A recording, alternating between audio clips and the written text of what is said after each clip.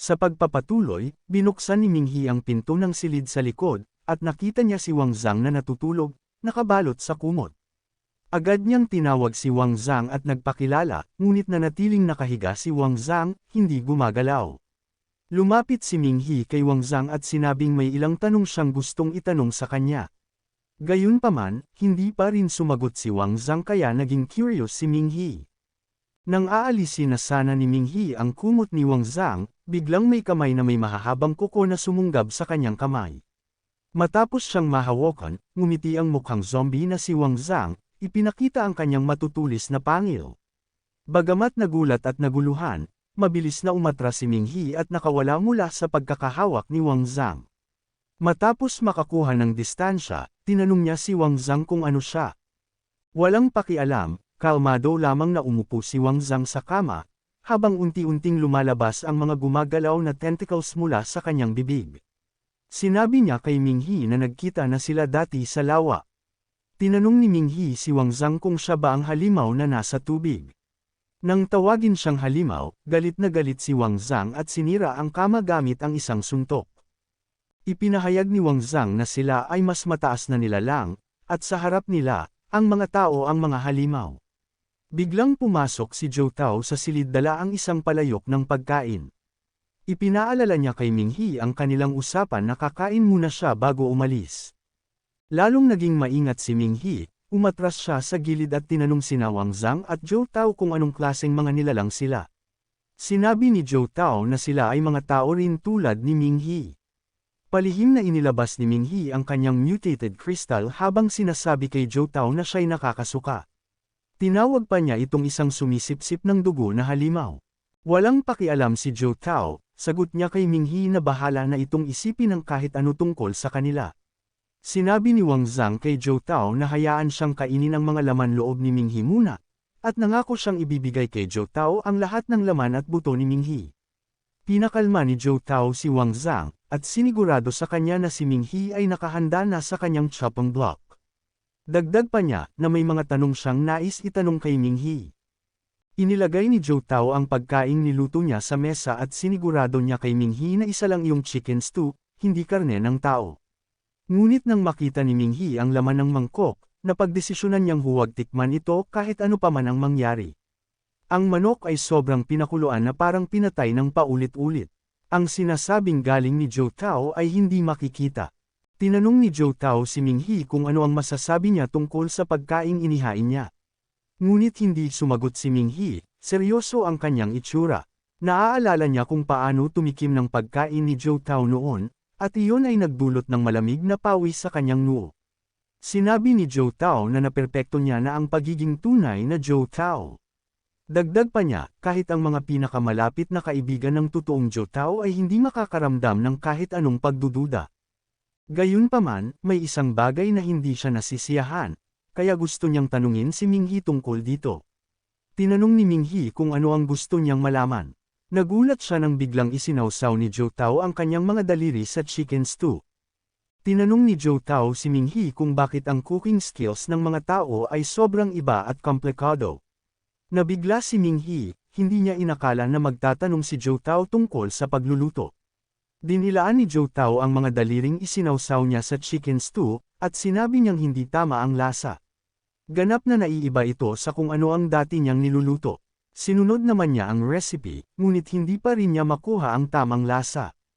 Sinabi niya na ginaya, inaral, at pinraktis niya ng maigi ang pagluluto upang makapagbukas ng restaurant, ngunit hindi pa rin siya kontento sa resulta. Dahil dito, binali niya ang batas, pumatay siya ng bisita at itinapon ito sa lawa. Tinanong ni Minghi kung bakit pinag-uusapan ni Zhou Tao ang tungkol sa paglabag sa batas gayong likas silang mga nilalang na pumapatay. Sagot ni Zhou Tao, na tama si Minghi, ngunit bago niya ganap na maunawaan ang iba't ibang ugali ng mga tao, mas gusto niyang huwag ipakita ang kanyang tunay na anyo. Sinabi ni Minghi kay Zhou Tao na isa siyang mabangis na halimaw kaya kahit anong gawin niya, imposible para sa kanya na maging isang tunay na tao. Umalis si Zhou Tao, ngunit bago umalis, sinabi niya kay Minghi na ang mga tao ay binabalatan ng isda at ibinabagsak ito ng buhay sa koaling puno ng kumukulong mantika upang matiyak na malambot at masarap ang laman nito. Pinapalaki nila ang baka at tupa hanggang tumaba, pagkatapos ay pinipili ang isang magandang araw upang katayin ang mga ito. Tinanong ni Zhou Tao si Minghi kung napapansin ba ng mga tao na ang mga hayop na ito ay itinuturing silang pamilya. Pati na ang mga ligaw na bulaklak at halaman na hindi naman pwedeng kainin o gamitin ay pinupulot, pinuputol, at niyuyurakan ng mga tao. Ayon kay Zhou Tao, ang dahilan kung bakit hindi siya makapagluto ng pagkaing masarap para sa panlasa ng tao ay dahil mas mabait siya kaysa sa kanila. Sinabi niya na pumapatay siya ng mga buhay na nilalang nang hindi pinaglalaroan o sinasaktan ang mga ito ng labis. Ngunit tumugon si Minghi ng may paghamak, tinawag niyang huwad ang pagpapakabait ni Zhou Tao kahit nag-iwan siya ng tambak na mga buto sa lawa. Sinabi ni Minghi na kahit ang mga iyon ay tambak lamang ng baluktot at nabubulok na mga buto, ipinapakita pa rin ito ang takot na naranasan nila noong nabubuhay pa sila. Idinagdag niya na ang mga tao ay hindi perpekto, may mabuti at masama. Sinabi niya kina Wang Zhang at Zhou Tao na mukha silang tao, ngunit sa kaibuturan, sila'y mga parasito lamang. Ayon kay Minghi, masasabi niya ng tapat na wala pa silang nagawang kahit isang bagay na maituturing na tunay, mabuti, o maganda. Ngunit ganap nilang natutunan ang kasamaan na nasa kalooban ng mga tao, na nagpapahiwatig na hindi ito nangangailangan ng pagsasanay o impluwensya ng kapaligiran. Dagdag pa niyang sinabi kina Wang Zhang at Zhou Tao na likas silang magiging masama habang buhay. Nagbago ng isip si Wang Zhang. Sa halip na kainin ang mga laman loob ni Minghi, iminungkahi niyang putulin muna ang dila nito, at kainin kasabay ng sabaw ng manok ni Zhou Tao. Lumabas ang mga galame mula sa kamay at braso ni Zhou Tao. Sinabi niyang gusto niyang gumawa ng isang putahe na tinawag niyang, pinakulo ang buhay na isda, ngunit si Minghi ang ipapakulo niya sa halip na isda. Ang mga galame na lumabas sa bibig ni Wang Zhang ay umikot patungo kay Minghi. Yumuko si Minghi upang iwasan ang mga galame, na dumaan sa ibabaw niya at tumama sa pader, dahilan upang ito'y mabasag. Nang makita ni Wang Zhang na nabigo ang kanyang pag-atake, binawi niya ang kanyang mga galame. Pinuri niya si Minghi sa pagiging mabilis at maliksi. Biglang nagbitak ang noo ni Wang Zhang, at unti-unting lumalabas ang mga galame mula sa siwang sa pagitan ng kanyang mga kilay. Napalitan ng mga galame ang ulo ni Wang Zhang, at tiwala siyang hindi na makakaiwas pa si Minghi. Nang makita ni Minghi na naging seryoso si Wang Zhang, pinigan niya ang kanyang kamao, at dinurog ang nakatagong mutated crystal. Agad na sinipsip ng kanyang kanang kamao ang kakayahan ng crystal. Napansin ni Zhou Tao na dahan-daw ang nababalot ng yelo ang braso ni Minghi, at siya'y napabulalas. Humakbang paatras si Wang Zhang at biglang umabante, sabay padala ng kanyang mga galame kay Minghi. Iniharang ni Minghi ang kanyang kanang braso upang harangin ang mga galame at saka pinaikot ito sa isang suntok. Pinadala rin ni Zhou Tao ang kanyang mga galame kay Minghi. Nang mapansin niya ang pagtaas ng kapangyarihan ng soul ni Minghi, agad niyang binalaan si Wang Zhang na mag-ingat. Nagsimulang magtipo ng kakanyahan ng crystal sa kamao ni Minghi habang inihahanda niya ang kanyang pinakamakapangyarihang Violet Soul Art, ang Hail Fist. Nang umabante siya sa isang suntok, nabuo ang napakaraming dambuhalang kamao ng yelo mula sa langit, at bumagsak sa bahay ni Zhou Tao. Tumangala si Zhou Tao, at nakita niya ang bubong ng kanyang bahay na nasira dahil sa mga kamao ng yelo. Hindi agad nakapag-react si Wang Zhang, kaya tinamaan siya ng Hail Fists. Dumagsa pa ang mga kamao ng yelo sa lokasyon ni Wang Zhang, at wala siyang magawa kundi harapin ang mga ito ng direkta. Napalingon si Zhou Tao, na nag-alala para kay Wang Zhang. Ang kanyang pansamantalang pagkabahala ay naging sanhi ng pagtama rin sa kanya ng mga kamao ng yelo. Nang tumigil ang pag-ulan ng mga kamao ng yelo, ang lahat ng nasa paligid ni Minghi ay nabalot ng yelo.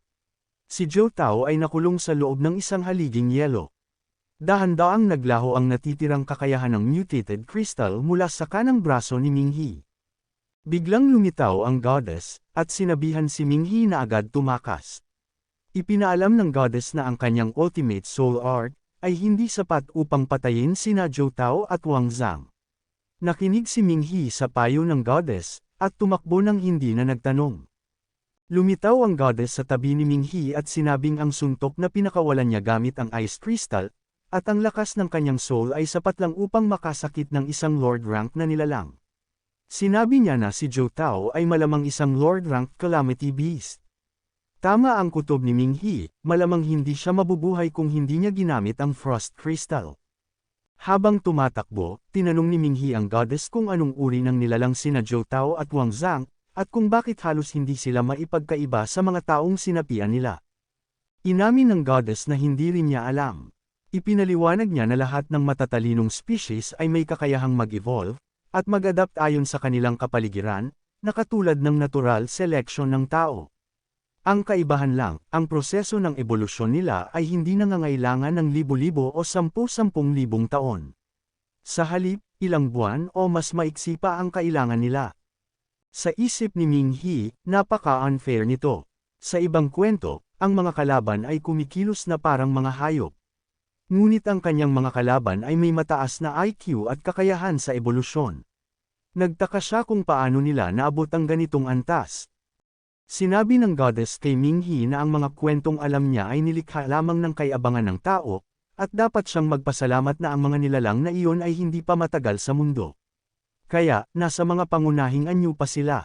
Kung hindi, marahil matagal nang naubos ang lahi ng tao. Napagtanto ni Ming He na tama ang pagsusuri ni Professor Tang Hang.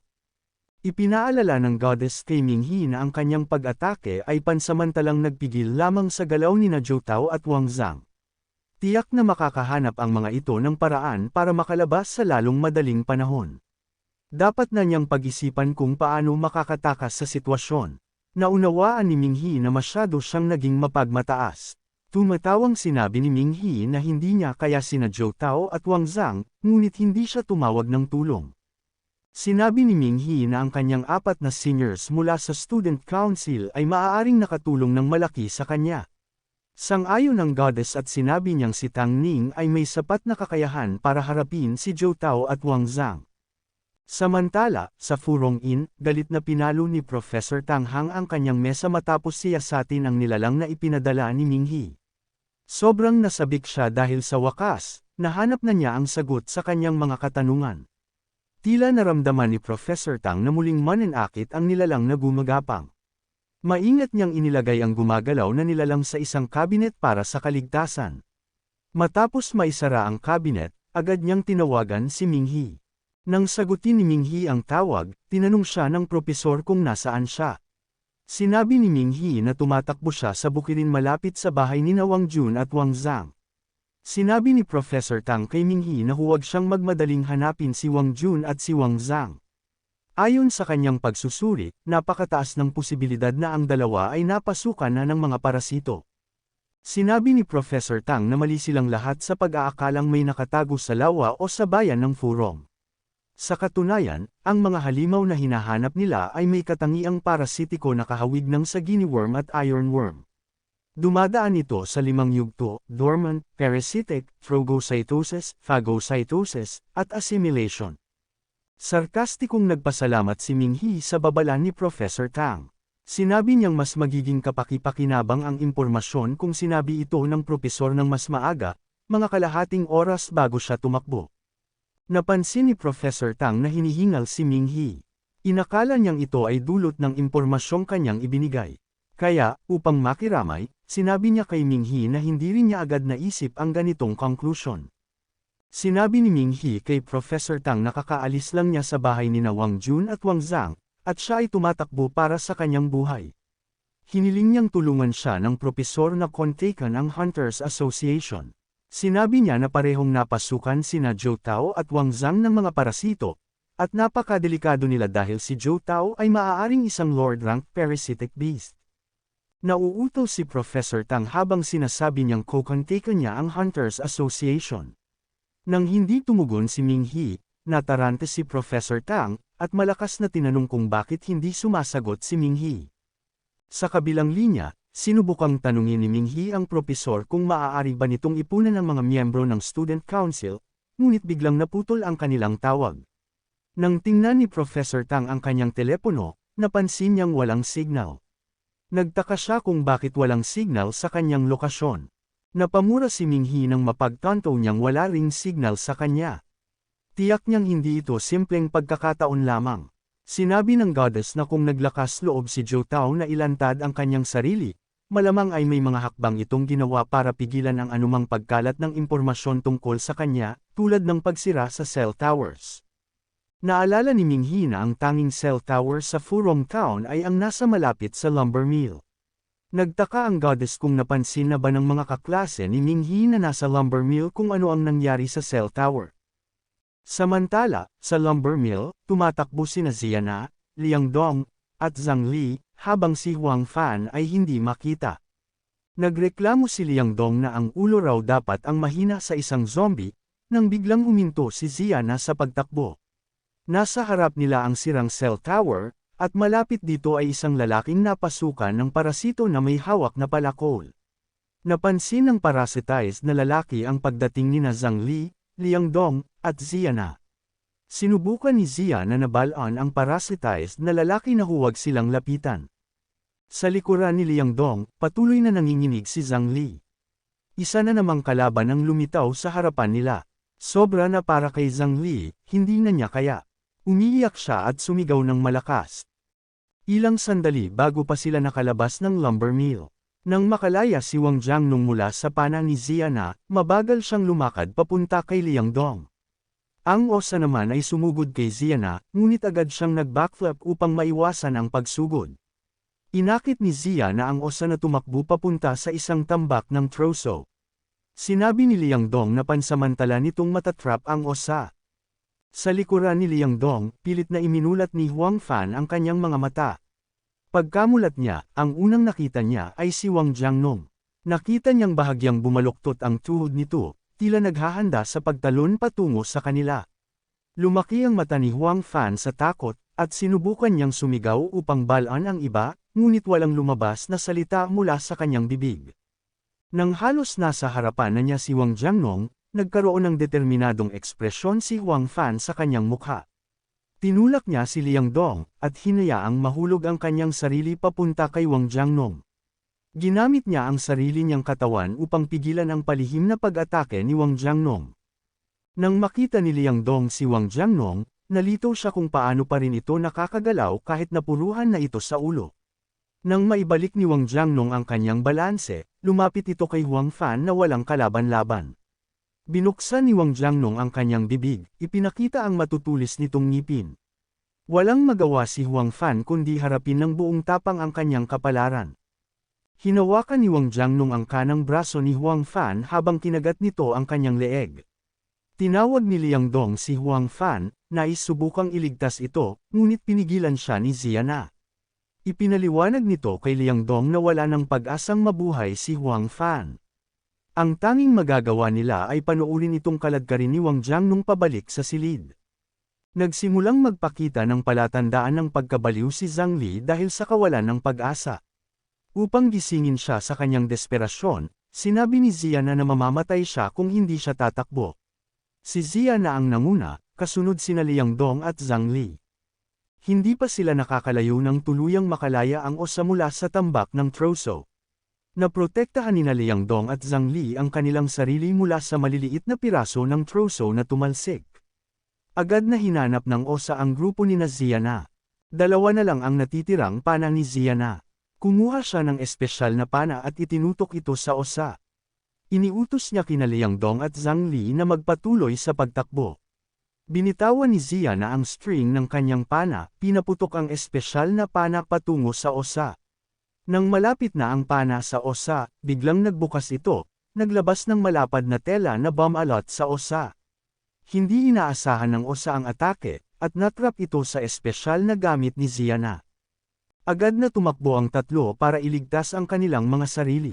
Tumakbo sila ng matagal bago sila muling nakaharap sa parasitized na lalaking may hawak na palakol. Napuno ng kawalan ng pag-asa si Zhang Li.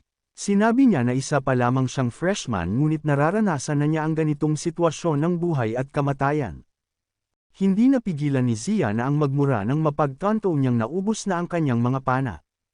Dahan-daang itinaas ng parasitized na lalaki ang palakol na hawak nito. Napansin ni Zia na natila hindi kasing bilis ng osa ang lalaki. Naisip niyang baka kaya niyang talunin ito. Mabilis na inihampas ng lalaki ang kanyang palakol ng patayo patungo kay Ziana. Umatras si Ziana sa gilid upang iwasan ang palakol, ngunit sumabog ang lupa nang bumagsak ito. Nagkaroon ng ilang sugat si Zia na bago siya muling makabawi. Agad na tinignan ni Liang Dong kung maayos pa si Zia na. Sinabi ni Zia na mabagal ang lalaki ngunit nakakagulat ang lakas nito. Ubos na ang kanyang mga pana, at natatakot siyang baka hindi na niya kayang labanan ang parasitized na lalaki. Lalo pang naging masalimuot ang kanilang sitwasyon dahil malapit nang makalaya ang osa, dagdag pa ni Liang Dong na si Wang Jiangnong ay isa pang banta. Dahil nasira ang cell tower, hindi sila makakapaghingi ng tulong. Kailangan nilang kumilos ng sila lang. Tumingin sina Zia na at Liang Dong kay Zhang Li na nanginginig peren at nakayuko. Dahil sa mga sugat ni Zia na, iminungkahi ni Liang Dong na siya na ang aakit ng pansin ng parasitized na lalaki upang maihatid ni Zia na si Zhang Li pabalik sa bayan.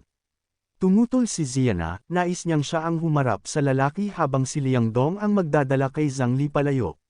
Ngunit nagpumilit si Liang Dong. Habang naghahalongkat sa kanyang bag, tiniyak ni Liang Dong kay Zia na mabilis ang kilos niya sa kabila ng kanyang laki. Kinuha ni Liang Dong ang isang boomerang, at sinabing wala na silang oras para mag-usap pa. Gusto niyang ipakita kay Zia na ang kakayahan niya. Sa buong lakas, inihagis ni Liang Dong ang boomerang patungo sa parasitized na lalaki. Sa matinding bilis, mabilis na lumapit ang boomerang sa lalaki, na hindi nakareact ng sapat upang makaiwas. Nang tumama ang boomerang sa tiyan ng lalaki, tumilapon ito at bumagsak sa isang malaking bato sa likuran. Pagkatapos tamaan ang parasitized na lalaki, bumalik ang boomerang sa kamay ni Liang Dong. Napangiti si Zia na matapos makita ang galing ni Liang Dong. Sa gitna ng desperadong sitwasyon, nakakita siya ng bahagyang pag-asa.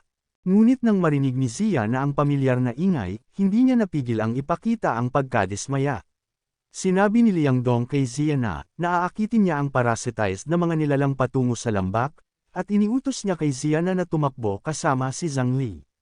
Napagtanto ni Zia na ito ang pinakamagandang plano sa sitwasyon nila.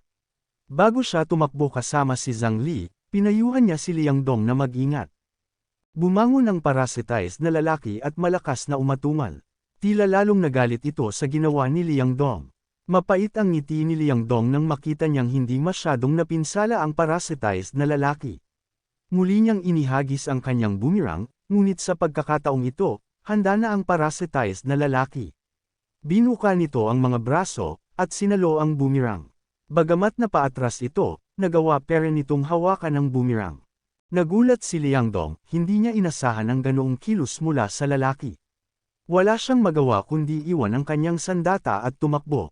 Bigla, may tumalon mula sa likuran ng parasitized na lalaki, ang parasitized na osa. Hinabol nito si Liang Dong, na desperado namang tumakbo papunta sa lambak. Pagdating sa gilid ng bangin, kahit nakaplano na ito, hindi pa rin napigilan ni Liang Dong ang magmura. Imposibleng tumawid sa lambak, ngunit hindi siya tumigil. Tumalon siya mula sa bangin, sabay kuha ng isang maliit na boomerang mula sa kanyang bag. Habang nasa ere, mabilis niyang ikinabot ang lubod sa boomerang. Matapos tiyakin ang pagkakasecure ng lubod, buong lakas niyang inihagis ang boomerang patungo sa isang puno sa kabilang panig ng lambak. Nakatigil ang parasitized na osa sa gilid ng bangin, halos mahulog ito. Pumulupot ang lubod sa sanga ng puno ng pike-otan ng boomerang ang sarili nito. Wala nang magawa ang osa kundi ang panuulin si Liang Dong habang ligtas itong tumawid sa kabilang panig ng lambak. Ligtas na nakarating si Liang Dong sa lupa nang hindi nasasaktan. Nagawa pa niyang tumalikod at tuksuhin ang osa, tila hinahamon ito na tumawid sa kabila.